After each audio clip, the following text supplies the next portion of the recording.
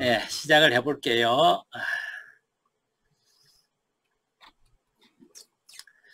자, 이 다름이 우리가 정신을 제대로 차리지 않으면은 쉽게 갈등으로 이렇게 넘어갈 수 있는데, 이것을 갈등으로 끌고 가기보다는 우리가 조금은 성장하고 성숙할 수 있는 기회로 이렇게 한번 갔으면 하는 것이, 이제 우리가 소통을 통해서 다름을 존중하는 그런 어떤 우리의 그 인품이라 그럴까요? 가치관을 설명하는 이제 이유입니다. 사실 다름이라고 이렇게 표현을 했지만은, 다름은 자연스러운, 어쩌면 자연의 또 한 법칙이기도 해요.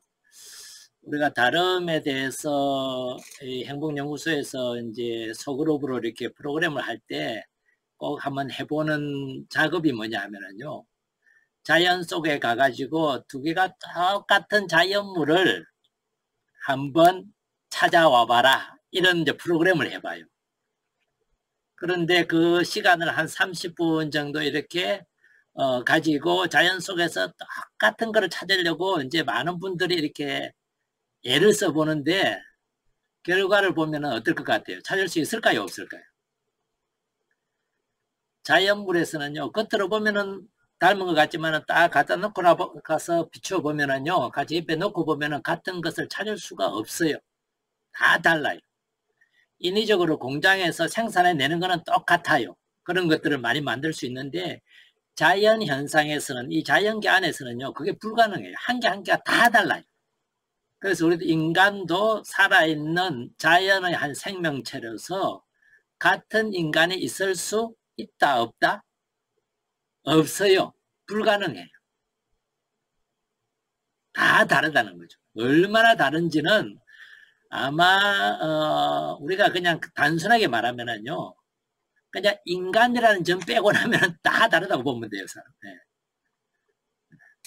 인간이기 때문에 눈 두 개 있고 콧구멍 두 개 뚫렸고, 네. 그냥 그 정도, 그런 것만 생각하시고 그 외에는 다 달라요. 일단 남자이고 여자이고 또 다르죠. 생물학적인 차이라고도 얘기를 해요. 생물학적인 차이가 더러 다르고, 또 기질이나 성향도 서로 달라요. 기질이나 성향도 서로 다르고, 그 다음에 당연히 인간이라면 성장 배경이나 살아온 환경이 또 다 달라요. 그러니까 어떻게 보면 다를 수 있는 이유들이 훨씬 더 많아요. 일란성 쌍둥이도 보면 어때요? 같이 놓고 보면 달라요. 따로 놓고 보면은 이게 구분이 잘 안 가는데, 같이 딱 세워놓으면은 달라요. 제가 이 공부하던 곳에서, 제가 로마에 있을 때 이제 그 수도원에 한 120명 정도 학생들이, 신학생들 공부하는 사람들이나 이제 이렇게 같이 지내고 있었는데, 그때 쌍둥이 수사님이 있었어요. 같이 공부하고 있었어요. 근데 그 쌍둥이 수사님을 같이 사는 형제들이 구분해 내기가 정말 어려웠어요. 그러다 보니까 이 쌍둥이 형제들이 뭐냐면, 우리 둘이를 구분하기 너무 어려워하니까 우리가 그 둘 다 수염을 기르고 있었는데 한 형제가 수염을 깎았어요. 그러니까 어떤 일이 벌어져요? 수염 깎은 형제와 이렇게 구분하는 게 아니라, 너는 이제 수염을 깎은 사람은 동생이고 수염을 기른 사람은 형이고, 원래 자기들 안에서는 그렇게 했는데 동생을 보고 형인 줄 알고, 너 왜 수염 깎았어? 수염 언제 깎았어? 이렇게 말하고, 그러니까 수염을 기르는 거 보고 또 동생이 수염을 나중에 보니까 이제 며칠 한참 지나고 나니까, 너 수염 다시 기르기로 했어? 뭐 이렇게 말하고. 그러니까 결국은 따로 보면은 헷갈리거나 여전하다는 거예요.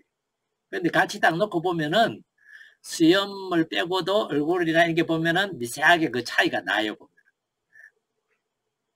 근데 결국은 말씀드리고 싶은 거는, 자연계에 있는 모든 생명체들은 서로 다 다르고, 일란성 쌍둥이라 해도 사실은 다 다른데, 우리 안에는 은연중에 기대하는 게 있어요. 은근하게 같기를 기대해요.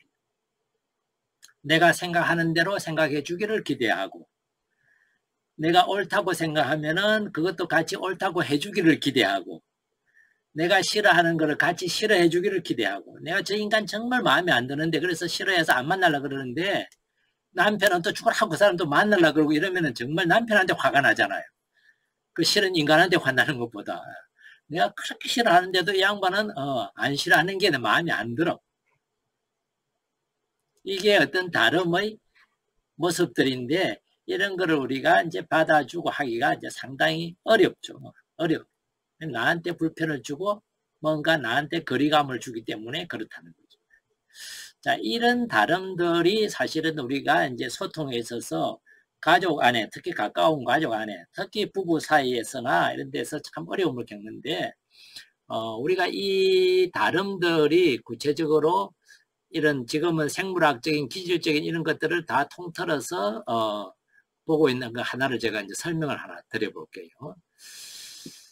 여러분들이 이제 보신 분도 계시겠지만은 부부가 처음에는 서로 다른 점을 발견하고 그 다르기 때문에 좋아서 결혼을 해요. 그런데 나중에 결혼하고 나면 그 다른 것이 싫어서 이제 이혼해요. 또. 참 우리가 아이러니예요. 그죠? 예. 달라서 좋았는데 달라서 싫어 이제. 자, 그 다름이 주는 불편함이나 어려움들 그런 것들을 잘 표현한 영상을 여러분들에게 이제 하나 보여드리겠습니다. 한번 같이 보실까요?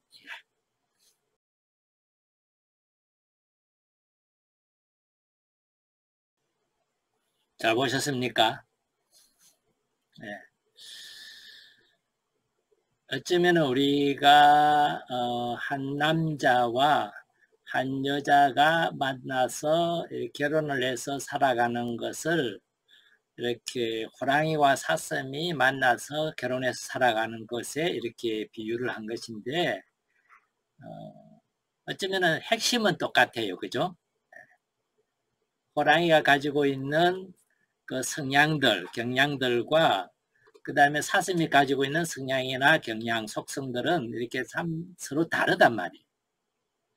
그 다름이 함께 살아가면서 끊임없이 서로 이렇게 만나게 되는데 이 다름을 어떻게 우리가 대처해야 되느냐가 결국은 문제가 될 거예요. 다름 자체는 우리가 잘 알듯이 자연의 하나의 법칙이고 피할 수 없는 그런 우리 삶의 한 영역, 한 부분이기 때문에 그거는 일상에서 수시로 만날 수밖에 없는 건데 그것을 어떻게 대처해 가느냐 하는 것은 결국 내가 갖고 가야 될 내 인품 중에 하나이겠죠. 그래서 우리가 이 가정 안에서도 우리 가정의 중심이 되어야 될, 중심이 된다는 것은 가정을 이렇게 바로 딱 세우기 위해서 중심 역할을 하는 사람들이 사실은 이제 부부예요. 부부가 중심이 되고 그 부부가 엄마 아버지가 살아가는 모습들을 보고 자녀들이 서로가 다른 점들을 이렇게 받아들이고 이렇게 대처하고 이렇게 풀어가는구나. 다름이 이렇게 서로를 보완할 수 있는 그런 어떤 좋은 그런 요소들도 되고 성장할 수 있는 요소들도 되는구나 하는 것을 이렇게 경험으로 보고 들음으로 해서 이렇게 알 수 있게 해주는 것도 사실 부모들이고 이 다름을 통해서 어떤 갈등이나 서로 간의 어떤 미움이나 원망으로 갈 수 있게 해주는 것들도 사실 이제 부모들이란 말이에요. 가정에서 그렇게 자라는 거죠. 아이들이, 자녀들이.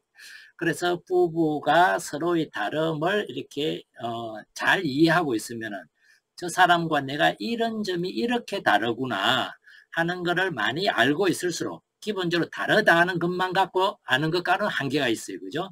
구체적으로 어떻게 다르고 어떤 점이 나하고 특히 더 많이 다르고 어떤 거는 반대고 이런 거를 구체적으로 알고 있을수록 내가 이걸 대처할 수 있는 그런 어떤 것이 좀 더 쉬워진다는 거죠.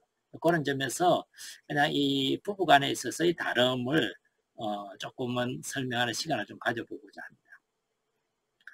요즘은 부부가 뭐 동성 부부간도 이제 외국에서는 법적으로 부부로 인정하는 나라들도 이제 생기기 시작을 했잖아요. 그죠?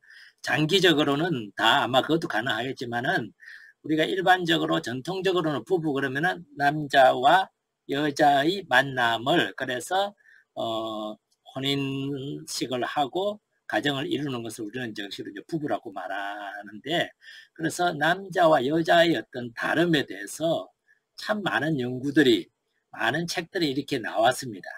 그리고 그 연구 안에서도 보면 어떤 점이 다르다 하고 주장하는 것들이 참 다양하게 나왔는데요. 얼마 전에 글을 하나 읽으니까 이런 게 있더라고요. 좀 한참 됐죠. 거기에 보면은요, 남자들이 하루에 쓰는 언어가 한 10,000개 정도, 여자들이 하루에 쓰는 언어가 한 25,000개 정도. 그것을 실제로 발표한 학자가 있어요. 그러니까 그것이 오늘날 우리나라까지도 들어와 가지고 많은 이 강의하는 사람들이 남녀의 차이를 얘기할 때 그 얘기를 많이 합니다. 그래서 남자가 밖에서 직장에서 10,000 얘기를 다 하고 나면 집에 들어와서는 하고 싶은 말들이 별로 다 써먹었기 때문에 없다. 그래서 말이 별로 없다. 여자들은 집에 있으면서 쓴 말이 25,000개 중에 쓴 게 별로 없으니까 남편이 들어오거나 누가 들어오면은 할 말이 엄청 많다. 뭐 이렇게까지 이제 표현하는 그런 사람들도 이제 봤는데, 실제로 최근 연구에 의하면은요, 남자와 여자가 언어 사용에 있어서 한 15,000개, 16,000개 정도 비슷하다는 연구 결과가 좀 더 이제 분명하게 이렇게 설득력을 얻고 있습니다. 어떤 의미냐면은 여자가 말이 더 많다. 그거는 과학적으로 근거가 있다, 없다? 없다. 남자들도 때만 되면은 수다스럽고 엄청 말이 많다. 특히 어떨 때 자기 친구들끼리 만나면은요, 엄청 수다 많이 떨어요. 제가 가끔씩 한 번씩 이렇게 목도 마르고 막 덥고 이러면 맥주 한 잔 마시려고요, 치맥하러 가볼 때 있거든요.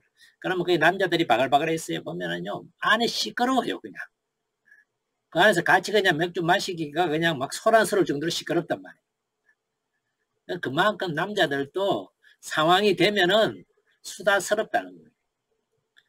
그래서 이 연구를 한 학자가 어떻게 연구를 했냐면은 남녀에게 녹음기를 하나씩 다 달아가지고 이 녹음기가 약 3분 정도에 한 번씩 30초 정도 녹음을 하도록 이렇게 설정을 했어요. 그렇게 해가지고 이걸 한 2주 정도 달고 다니게 한 거예요.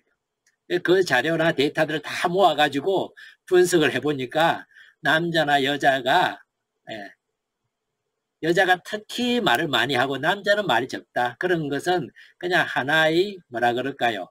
편견에 불과했다 하는 것을 밝혀내고 이 학회 논문에다 발표를 했던 것을 제가 한번 읽었던 기억이 납니다. 그래서 남자와 여자의 차이를 말할 때, 서로의 다름을 말할 때 상당히 좀 더 조심스러워야 되고 신중해야 된다는 거예요. 그 의미가 뭐냐 하면은 단지 여자이기 때문에 그렇다, 단지 남자이기 때문에 그렇다, 그렇게 말할 수 있는 것은 그렇게 많지 않다는 거예요, 사실은. 그래서 일반적으로는 이제 어떻게 말하느냐 하면은 개인에 따라서 차이가 있을 수 있고, 그 다음에 성향에 따라서 남자이기 때문에 좀 더 이런 성향이 많이 있을 수 있다는 거, 여자이기 때문에 이런 성향이 좀 더 많을 수 있다고 볼 수는 있지만 모든 여자가 모든 남자가 이렇게 말하기는 어려운 점이 있다. 그런 점을 염두에 두시면서 제가 지금 이런 차이들에 대해서 조금 이제 설명을 드릴 테니까요, 한번 들어보시기 바랍니다. 부부가 결혼을 하고 나면은요, 기본적으로 두 사람에 대해서 어떤 기대들을 해요. 여러분들 혹시 부부간에 서로 나는 어떤 기대를 가지고 있는지, 당신은 나에게 어떤 기대를 가지고 있는지 꺼내놓고 한번 얘기해 본 적이 있어요? 없죠? 네, 특히 아마 여기 연세 있는 분들은 더더구나 먹고 살기 바쁜데 그런 거 얘기할 시간이 없어요. 그리고 조금 나이 들고 나면 뭐 그런 거 꺼내놓고 얘기하고 그런 거 서로 간에 얘기도 잘 안 하는 판인데 그런 얘기 안 해요, 그냥. 왜냐면 내 얘기, 너 얘기 하다가는 싸울 때가 많으니까 그냥 남 얘기하는 게 훨씬 편해요. 그러면 안 싸우니까. 그런데 실제로 보면은요, 연구에 보면 상대방 마음에서, 이거는 아내가 남편에 대해서도 남편이 아내에 대해서도 마찬가지입니다. 상대방 마음에서 그 무엇보다도 첫 자리를 차지하고 싶은 기대가 누구나가 다 가지고 있어요. 내가 상대방 마음 안에서 중요한 존재로 자리 잡고 있기를 기대한다는 거예요. 이게 적나라하게 드러날 때가 언제냐 하면요, 첫 아기가 태어날 때. 첫 아기가 태어나면은 엄마의 관심은 온통 어디로 다 가요? 아이한테로 가요. 왜냐하면 지금 보살펴야 될 때거든요. 남편은 뒷전이 돼요. 그전에는 남편이 1순위였는데 아이가 태어나면 우리나라 가정은 그래요. 누가 1순위가 돼요? 아이가 1순위 되고 남편은 2순위로 돼요. 그러면 남편의 마음은 남편도 아버지잖아요. 아버지니까 아이보다 지금 아이가 도움이 필요하고 손길이 더 많이 필요하고 관심이 더 필요하다는 걸 알기 때문에 머리로 첫 자리에 자기가 설 수 없다고 머리는 알지만 마음은 서운해요. 서운해집니다. 그거를 노골적으로 드러내는 아내한테 서운해진다는 거예요. 그리고 때로는 아내들이 그런 말을 하죠. 아버지가 돼가지고 말이야. 꼭 그렇게 하는까지 먼저 해야 돼. 내가 애 이거 돌보고 그런 거 안 보여? 이런 얘기까지 하면은 이제 나는 확고한 2인자구나 하는 게 이제 보여지면은 훨씬 더 서운해요. 그리고 혹시 여러분들의 딸들이 여러분들 주변에 가까이 산다면은 사위는 여러분 딸의 마음 안에서 몇 번째 자리가 될 거예요? 1순위 아들, 2순위 뭐죠? 딸의 엄마 아빠, 3순위 남편이 되거나 아니면 형제들이 될 거고, 특히 집안에서 보살핌이 필요한 만약에 동생들의 형제들이 있다면 그게 아마 그 다음 순위에 들어올 수 있을 거고, 남편은 4순위나 5순위 갈 수 있어요. 그러면 그 서운함이 부부 사이에서는 생각 외로 커져요. 머리로는 알거든요. 아내의 엄마 아버지니까 아내가 엄마 아버지한테 잘하는 거 그래 당연하다 이해할 만하다 머리는 알기 때문에 그걸 가지고 뭔가 막 다투고 자기 속내를 얘기한다는 것 자체가 치사하고 유치하고 자기가 참 보잘것없이 느껴지니까 말은 안 하지만 마음으로는 어떻다? 그게 서운하고 아내한테 괘씸한 거예요. 나 첫 자리이고 싶은데 뒤집어서도 마찬가지예요. 내가 지금 시집살이를 하는데 남편이 시집에 있을 때 첫 자리는 누굴까요? 애가 있으면 애일 거고 애가 있어도 그 다음 애 다음으로 누구가 할까요? 남편의 엄마 아버지가 될 거라고. 그럼 아내는 몇 순위로 가죠? 점점 밑으로 내려가요. 그럼 아내 입장에서는 내가 이 집에 뭐 식모로 왔나? 가정부로 왔나? 아니면 내가 이 집에 뭐 일꾼으로 왔나? 그런 생각이 훨씬 더 강하게 들 수가 있어요. 그리고 엄마하고 아빠, 시어머니하고 시아버지하고 갈등이 생기면은 남편은 그 중에, 그 와중에 내 편을 안 든다면 어떨 것 같아요? 내가 확실히 이 집에서는 3순위 내지는 4순위구나 하는 게 확인이 되는 거죠. 남편에게 잘해주고 싶은 마음 안 생기는 거예요, 당연히. 이런 것의 출발점은 뭐냐면은 서로 간에 부부로서 가지게 되는 기대치에서부터 비롯된다는 겁니다. 항상 상대방에서 첫 자리이고 중요한 존재이기를 하는 그런 기대가 있죠. 그 다음에 또 근본적인 기대 하나가 뭐냐 하면은 서로 상대방에 대해서 내가 저 사람을 믿을 수 있고 저 사람에 대해서 나는 뭔지 안정감을 편안함을 느끼고 싶은 그런 기대를 다 가지고 있어요. 서로에 대해서. 그런데 조금은 날카롭거나 조금은 뭔가 비난을 주고받게 될 때는 어떨까요? 신뢰나 안정감을 갖기는 어려워져요. 이거는 인간관계에서도 마찬가지죠. 누구나 사람과 친구라면 편안해지고 싶고 믿는 사람으로 서로의 관계를 만들어가고 싶은데 뭔가 지적이 있다든지 뭔가 비난이 있다든지 이러면 그거는 깨지기 쉬워요. 이 지적이나 비난 자체가 다름으로 인해서 일어나는 경우가 상당히 많잖아요. 거의 대부분은 다름 때문에 일어나요. 그걸 다름이라고 내가 정말로 이해한다면은 이런 점이 달라서 불편을 느끼거나 이런 점이 다르기 때문에 어려움을 느낀다고 이렇게 표현하는 거와 그랬다고 그거는 문제가 있는 것이라는 뉘앙스로 이제 표현하기 시작하면은 당연히 신뢰나 안정감은 깨지기 마련이죠. 그죠? 소통도 내 안에 있는 기대가 어떤 것인지를 알고 소통을 하면은 훨씬 더 편할 수 있습니다. 또 이제 서로 부부가 역할에 대한 기대가 있습니다. 역할은 문화에 의해서 주어지는 거예요. 문화가 만들어내는 역할이거든요. 전통이 만들어내는 역할이에요. 여기 계신 여러분들이 아마 젊을 때, 어릴 때만 하더라도 부모님으로부터 쉽게 들은 얘기가 아이들, 특히 남자애들은 부엌에 못 들어오게 했어요. 사내 자식은 부엌에 들어오는 것이 아니다. 근데 요즘은 뭐예요? 남녀가 다 부엌에 들어가야지. 이제 이거거든요. 이제 문화가 바뀌고 있다는 거예요. 그래서 이런 역할에 대한 것들은 문화에 의해서 주어지기 때문에 한국 사람들, 한국의 부부 또는 외국의 부부들이 그게 다 다를 수 있을 거예요. 그런데 보통은 보면은요, 남편이 아내에 대한 기대들을 어떤 기대들을 가지고 있느냐 하면은 첫 자리에서 이게 밑으로 이제 제가 여러분들에게 보이는지 모르겠는데요. 보면은 첫 자리에 있는 것이 밑으로 내려갈수록 그 순서가 우선순위예요.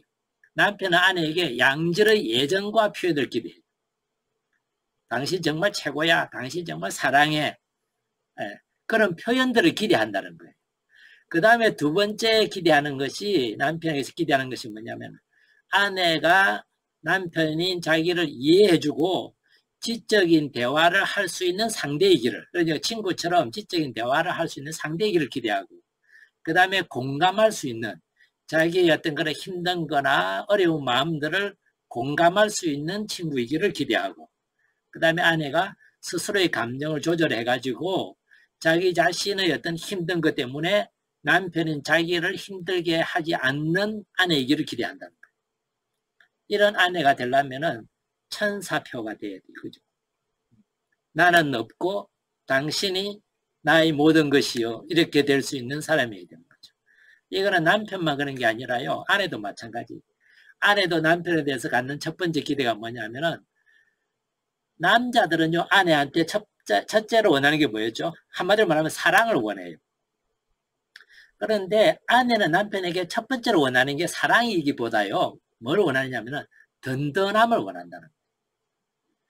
이 양반은 뭔가 내가 기댈 수 있는 사람, 뭔가 의지할 수 있는 사람, 내가 신뢰할 수 있는 사람, 한마디로 이 사람이 있으면 내가 안심이 되는 든든한 사람이라는 그런 기대를 가지고 있다는 거예요.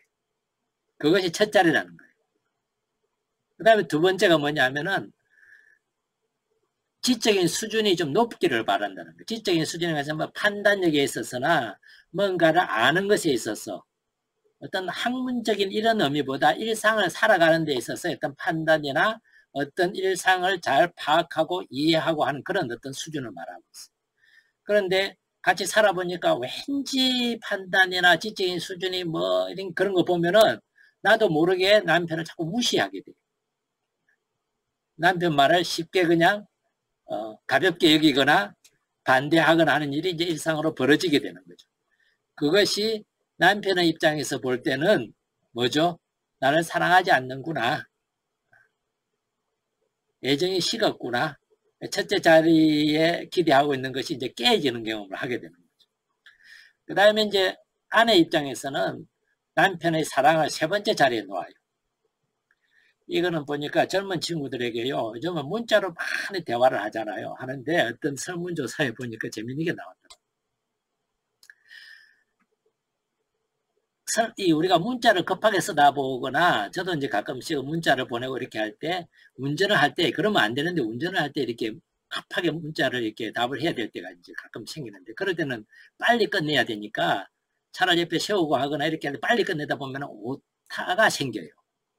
여러분들도 아마 오자가 보내놓고 보니까 생길 때도 이제 그런 거 경험하잖아요.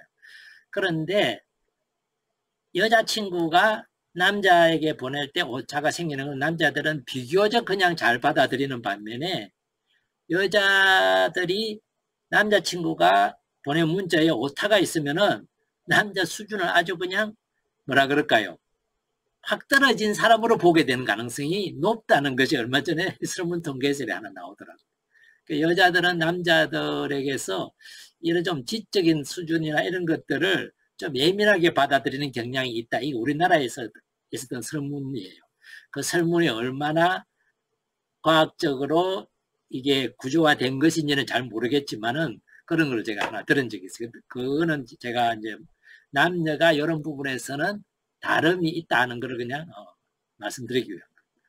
그 다음에 마찬가지로 아내도 남자에 대해서는 남편에 대해서는 자기 감정을 가족들에게나 아내에게 이렇게 푸는 남편이 아니길, 자기 감정은 스스로 통제하고 스스로 조절할 수 있는 사람이기를 하는 기대가 이제 네 번째로 이렇게 나옵니다. 그 다음에 이제 부부가 서로의 기대고, 또 이제 개성에 따른 기대들이 있습니다. 개성은 각자가 살아온 어떤 환경에 따라서 달라지는 건데, 거기에 보면은 그래도 공통적인 게 하나 뭐냐면요. 남자들은 은연중에 아내들에 대해서 두 가지 하나의 기대가 있다면 뭐냐면요. 자기가 힘들 때는 엄마 같기를 기대한대요. 왜냐하면은 내가 아들로서 클 때 우리 엄마는 어떻게 해줬어요? 내가 힘들 때 위로해주고 지지해주고 품어주고 어떤 때는 문제도 해결해주고 그런 사람이 엄마였어요. 그러니까 어렵고 힘들 때는 아내가 그런 사람이기를 기대한다는 거예요. 그리고 내가 괜찮을 때는 어떤 사람이기를 기대할까요? 남편은 딸 같은 그런 아내를 기대하는 거죠. 딸은 어때요? 아빠한테 싹싹하게 보통 잘하죠, 그죠? 애교도 부리고. 그래서 남편은 아내에게 엄마와 같은, 딸과 같은 그런 아내이기를 기대한다는 거죠. 상황에 따라서. 똑같이 아내도 그런데요.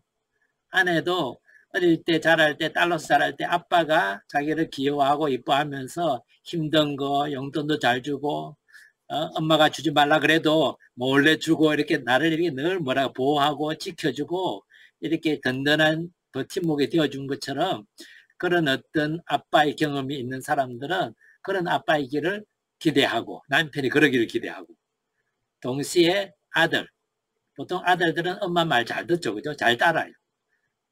이제 크고 나면 잘 안 그러지만 엄마가 나한테 해주는 게 있다는 걸 알기 때문에 아들들은 엄마한테 순명을 잘 해요, 보통.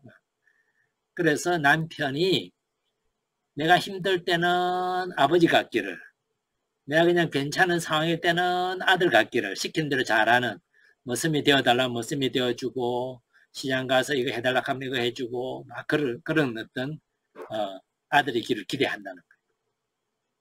맞아요? 여러분들도 그렇게 기대해요? 그렇게 기대는 하면 뭐해? 그들 안 해서 문제죠, 그죠? 네. 그런데 이런 기대들을 은연중에 가지고 있는데 나중에 부서진 이름이 되는 거죠. 부서진 기대가 되는 거죠, 그죠? 산산이 다 부서지는 거죠. 조금 더 나가고 이제 다음에 하나하나 더 설명을 드릴게요. 그 다음에 이제 뭐냐면 남녀가 서로 다른데 비교적 남자에게 많이 보여주는 성향들, 여자에게 많이 보여주는 성향들에 대해서 어떤 점들이 많이 다른지를 간략하게 조금은 설명을 드릴 텐데요.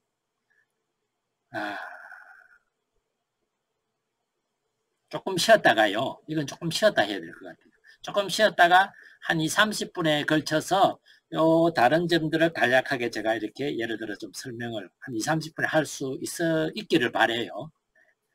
그리고 이런 것들을 잘 들으시고 이제 다음 주쯤 추석이 다가오잖아요. 그런 것을 이렇게 우리가 잘 관찰하다 보면 다름들을 이렇게 볼 수 있고 이런 것이 기본적으로 우리가 다르더라 하는 것을 보면서 이 남녀의 차이는요. 지금 설명된 남녀의 차이는 여러분들이 아들을 이해하는데도 여러분들이 딸을 이해하는데도 며느리를 이해하는데도 사위를 이해하는데도 훨씬 도움이 될 거예요. 그런 것을 좀 더 이해할 수 있는 이런 안목을 좀 키워갈 수 있고 그것이 이번 추석 때 잘 발휘될 수 있었으면 좋겠다는 생각이 들어요. 지금 9분인데요. 11시 15분에 다시 뵙도록 하겠습니다.